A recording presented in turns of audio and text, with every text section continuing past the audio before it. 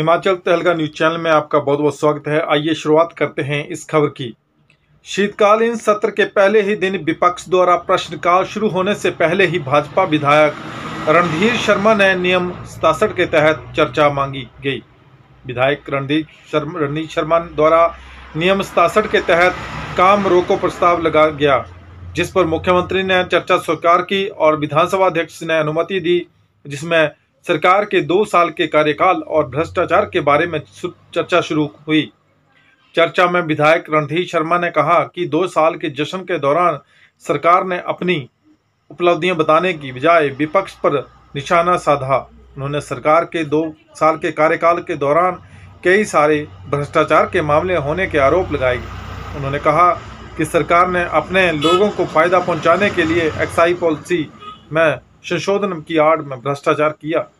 इस चर्चा के दौरान मुख्यमंत्री ने नेता प्रतिपक्ष के न होने पर आपत्ति जताई। उन्होंने कहा कि यह विपक्ष की गंभीरता को दर्शाता है, जिस पर विधायक विक्रम ठाकुर ने कहा कि यह चर्चा सरकार के लिए है, न कि विपक्ष के लिए।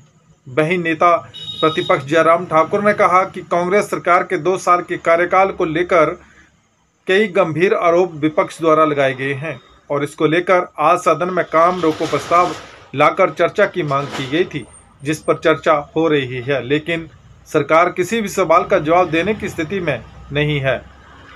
विपक्ष द्वारा इसको लेकर राज्यपाल को भी ज्ञापन सौंपे थे और इन आरोपों की जांच की मांग की गई थी। सरकार को चाहिए कि जो आरोप लगाए गए हैं उसकी जांच की जाए और विपक्ष के विधायकों की ओर से नियम 67 के तहत लाए गए स्थगन प्रस्ताव को लेकर उप मुख्यमंत्री मुकेश अग्निहोत्री का भाजपा पर निशाना।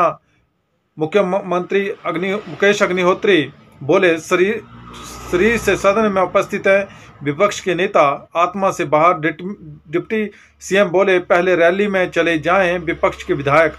अब तक विपक्ष की चर्चा में विपक्ष के विधायकों की ओर से नहीं दिया गया कोई संतोषजनक तथ्य।